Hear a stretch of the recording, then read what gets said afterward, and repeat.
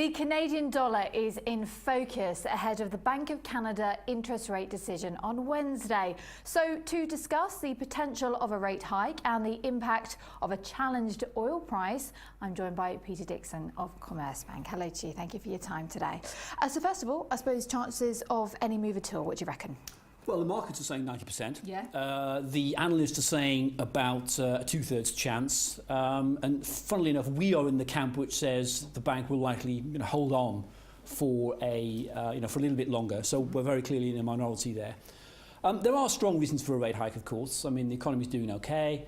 The employment numbers from last week were pretty strong as well. So I think everything's sort of pointing in the direction of the possibility that rates could be hiked. So I wouldn't say I'm terribly confident in our call, I have to be honest. Mm-hmm. What about the Canadian people? Because a lot of them are in debt. So what does this mean for them? Well, I think that's one of the issues which the Bank of Canada has to be aware of. Obviously, when you've got a heavily indebted economy and low interest rates have helped that, together with a fairly a solid banking sector over the course of recent years, which has facilitated that debt build-up. We're in a situation where the bank has to tread very carefully.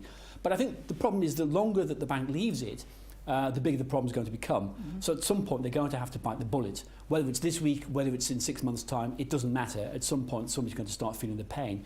But I think it's a case of how fast will rates rise, which will determine how much pain the average consumer suffers. If it's a one and done for a while, it will be shot across the bows. Consumers have a chance to do a little bit of debt consolidation. If this is the start of a more rapid process, then there could be trouble ahead. Okay. Talking of trouble, let's have a look at the currency now and just digest it and have a look at and see what's happening, because it's a commodity currency. Now, this is important considering the challenged oil price right now.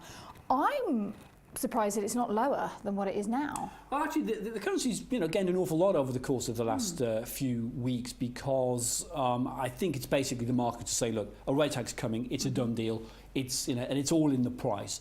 I think what that means is if the Bank of Canada fails to deliver, you could see quite a sharp currency sell-off over the course of the next few days. And I think it's interesting because, as you said, it is a commodity currency, but to a large extent, the dollar has decoupled, if you like, from what's been happening to the oil price over the course of recent weeks, which I think tells you that for the moment at least, it's less of a commodity play and more of an interest rate play. Okay. And where do you see it going this week then? Well, I mean, I think that if we don't get the expected rate hike, then I think we're talking about potentially anywhere between a 2% and a 5% sell-off. Mm-hmm. If we do get the rate hike, the question then is the markets will focus on what happens next. My guess is that because everything's in the price, we shouldn't really expect much of a movement. My guess is that we'd stay pretty close to where we are now if the bank does as the markets anticipate. But I think the risks clearly are to the downside given that risk-reward profile. Mm-hmm.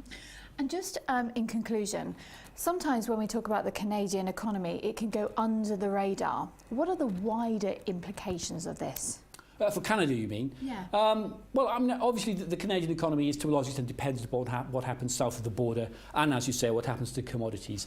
I think to a large extent, however, it's a much more widely diversified economy than people give it credit for. It is, after all, a G7 economy. The wider implications are that the Bank of Canada is I think, beginning to join this train of central banks which are beginning to think about a tightening of policy, having spent the last sort of 7 or 8 years in ultra-loosening mode. The wider implication, I think, for Canada in particular, however, is that if we do start to see a tightening of policy, as you pointed out earlier, this could mean that, given that Canada is one of the more heavily indebted economies in the G7, that it could start to slow very sharply, and in conjunction with the sort of fairly weak commodity profile, it could mean that Canada starts to underperform quite significantly. Okay, Peter Dixon, we'll leave it there. Thank you very much indeed. So we await Wednesday for that Bank of Canada interest rate decision. Thank you for watching. Goodbye.